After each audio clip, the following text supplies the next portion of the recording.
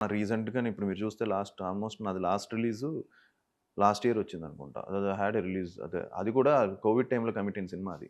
'Amaran' okay. 'Shanmukha'. 'Shanmukha'. ఆ! అది రావడము దానికి కూడా I don't want to blame. ఎందుకంటే అది చాలా స్ట్రగుల్స్ పడాయి. ఏంటంటే ఆ ప్రొడ్యూసర్ ఫస్ట్ మేము అనుకున్న కథ ఒకటి.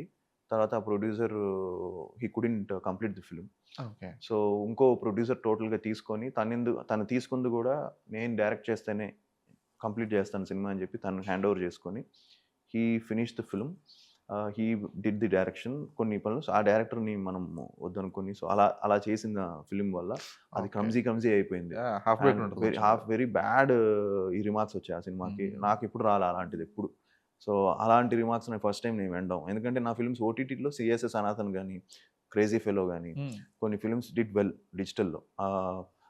ఈవెన్ నా ప్రొడ్యూసర్స్ కూడా చెప్తారు. సార్ ఈ సినిమా డిజిటల్‌లో చాలా బాగా చేశాయి సార్.